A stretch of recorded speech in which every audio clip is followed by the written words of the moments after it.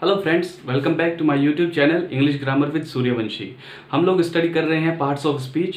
Parts of speech में जो element हम स्टडी कर रहे हैं वो है प्रेपोजिशंस। कुछ प्रेपोजिशंस की स्टडी हम कर चुके हैं। आज जिन प्रेपोजिशंस को हम पढ़ने वाले हैं वो है अंडर, बिलो और बीनीथ। जी हाँ, अंडर, बिलो और बीनीथ तीनों का अर्थ होता है नीचे। क्या? नीचे। और तीनों कंफ्यूजिंग है। जैसे अबव और ओवर की हमने बात की थी, वो भी कंफ्यूजिंग थे, लेकिन हमने कुछ रूल्स वहाँ पर डिस्कस किए तो रूल्स से वो सारी बातें क्लियर हो गई। अब यहाँ पर भी अंडर, बीनीथ और बिलो में भी कुछ रूल्स हैं, कुछ ग्रामेटिकल रूल्स हैं। अगर आप इनको ध्यान रखते हो, आप समझ जाते हो, तो आपके लिए परेशानी नहीं आने वाली है अंडर, बिलो और बीनीथ के सेंटेंसेस बनाने में। तो चलिए बिलो से शुरू करते हैं। क्या सेंटेंसेस हैं, किस तरीके से रूल बनते हैं, देखते हैं। Use of below. बिलो का अर्थ होता है नीचे, पहले आप ये जान लीजिए, ठीक है। अंडर का अर्थ भी नीचे होता है, बीनीथ का अर्थ भी नीचे होता है, लेकिन कैसे होता है, किस किस जगह पर क्या क्या यूज करते हैं वो अब देखते हैं। सबसे पहले बिलो का फर्स्ट रूल देखिए आप। बिलो का यूज लोअर देन, से नीचे के अर्थ में होता है। यानी कि हम किसी संदर्भ में बात करते हैं, किसी रेफरेंस में बात करते हैं। से नीचे यानी लोअर देन, लेकिन किससे लोअर देन? किसी ना किसी चीज से तो लोअर देन होगा। Lower than him, lower than her, lower than 20, lower than 60। इस तरह हम किसी संदर्भ में बात करते हैं, किसी ऑब्जेक्ट की आवश्यकता पड़ती है हमें बात करने के लिए, तब हम बिलो का यूज करते हैं। My father is below 70।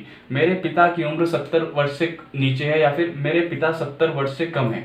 70 वर्ष से नीचे या 70 से नीचे है, एक ही बात होगी। तो हमने यहाँ 70 के संदर्भ में बात करी। किसके? 70 के संदर्भ में बात करी कि 70 से नीचे है, तो हम किसी ना किसी संदर्भ में बात करते हैं। और दूसरी बात आप समझ लीजिए बिलो के बारे में।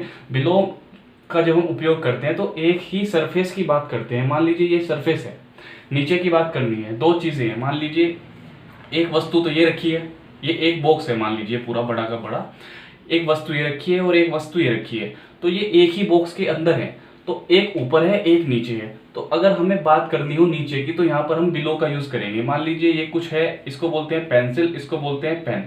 तो पेन जो है वो पेंसिल से नीचे है, तो हम बोलेंगे the pen is below the pencil. The pen is below the pencil, यानी कि जो पेन है वो पेंसिल के नीचे है, ठीक है। तो अगर एक ही सरफेस की बात होती है, एक ही सतह की बात होती है, तो वहां पर भी हम यूज करते हैं बिलो का, ठीक है। वो बात तो अलग है, वो मैं आपको एग्जांपल में समझाऊंगा। फिलहाल आप ये देखिए, बिलो का यूज लोअर देन, यानी कि किसी के संदर्भ में अगर हम बात करते हैं, जैसे हमने बोला है माय फादर इज बिलो 70, मेरे पिता 70 से नीचे हैं, यानी 70 से कम है उनकी उम्र। कुछ भी आप बोल सकते हो, माय ब्रदर इज बिलो 20, इस तरह बोल सकते हो आप। तो अगर आप ऐसे उम्र बता रहे हो, उम्र में कम बताना है आपको, उम्र में नीचे बताना है कि कितने से नीचे है, तो आप बिलो का यूज करेंगे, ना कि अंडर का, ना कि बीनीथ का, ठीक है।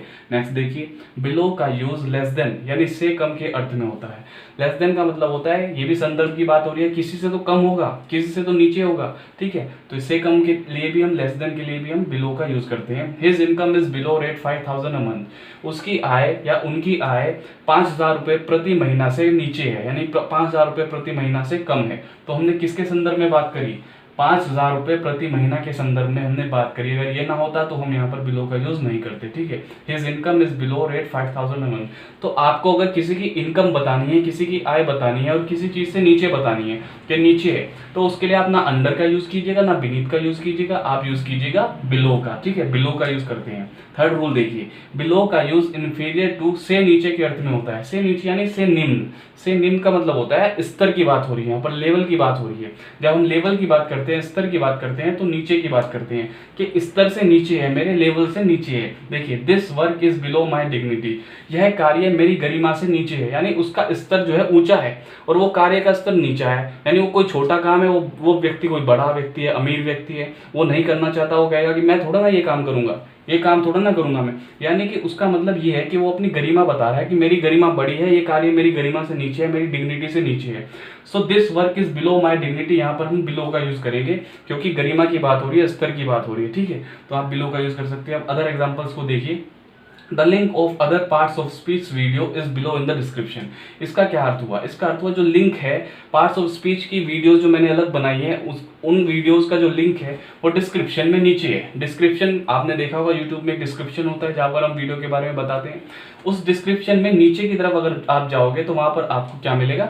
आपको मिलेगा डिस्क्रिप्शन मिलेगा इसका, पार्ट्स ऑफ स्पीच वीडियो का, पार्ट्स ऑफ शब्दों के भेद की वीडियोस का आपको वहां पर डिस्क्रिप्शन मिलेगा। डिस्क्रिप्शन भी हमारा नीचे, अगर हम अभी आप अगर स्क्रीन देख रहे हो तो स्क्रीन के नीचे ही डिस्क्रिप्शन बॉक्स है, तो वो भी बिलो है।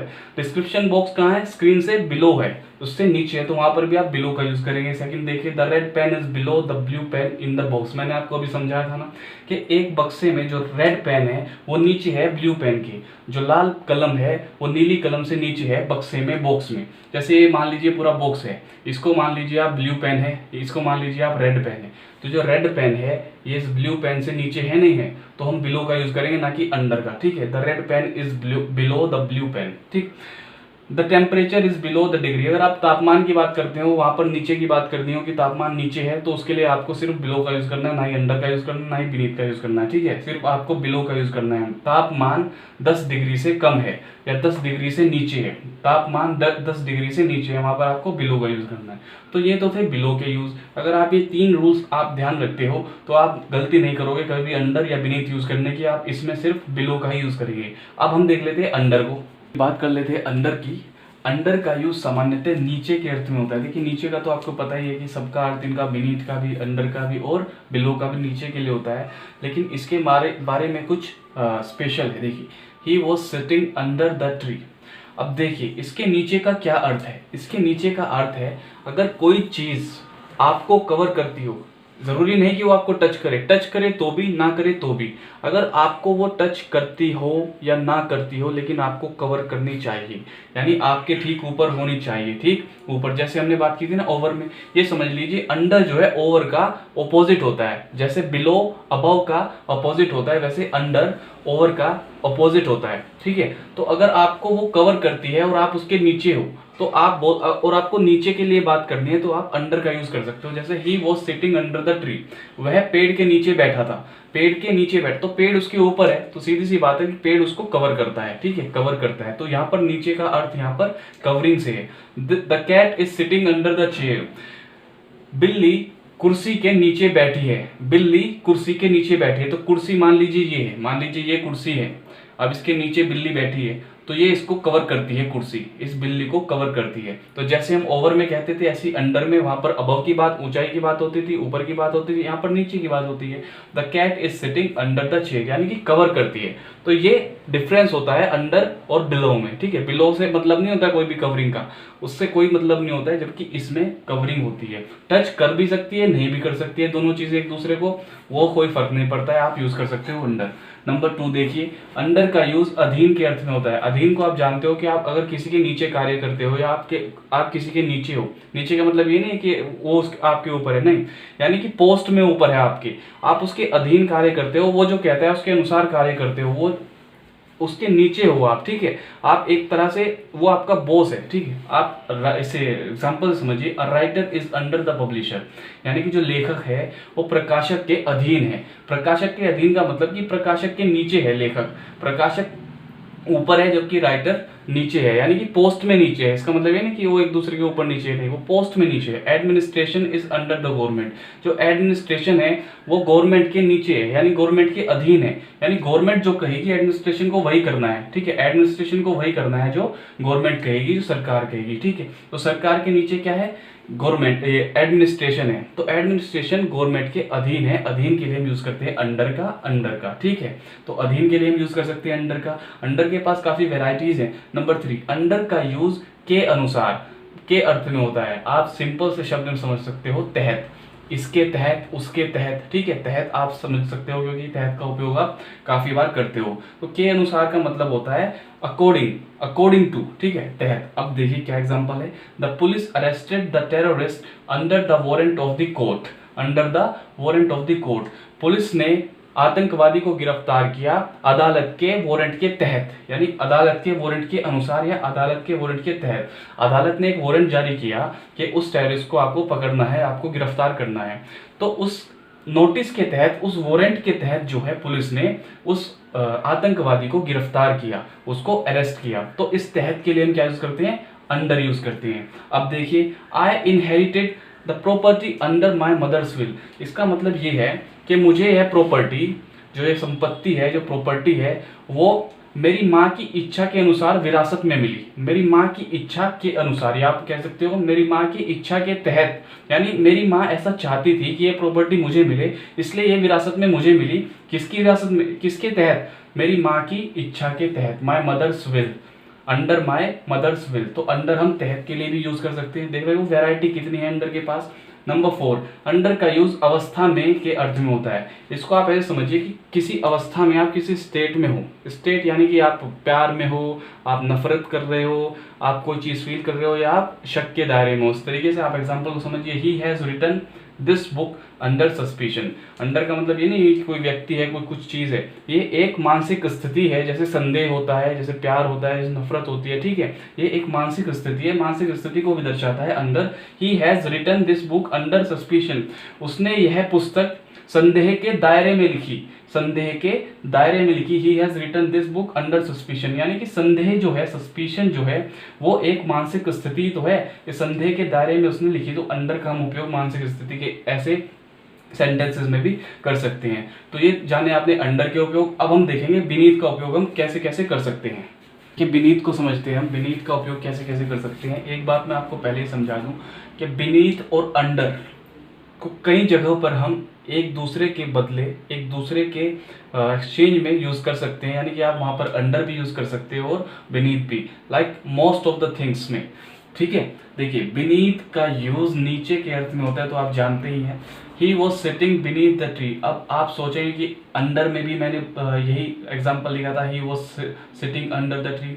तो हम दोनों का उपयोग कर सकते हैं, बीनीथ का उपयोग भी वहां पर कर सकते हैं और अंडर का उपयोग भी वहां पर कर सकते हैं, क्योंकि बीनीथ और अंडर लगभग लगभग सेम ही होते हैं। बस फर्क क्या होता है, देखिए अंडर का उपयोग मैंने आपको बताया था कि कवरिंग होती है अंडर में, कि वो कोई ना कोई चीज उसको कवर करती है, यानी जिनकी बात हम कर रहे हैं वो कवर करती है एक दूसरे को, ठीक है, ये चीज है इसको कवर करती है।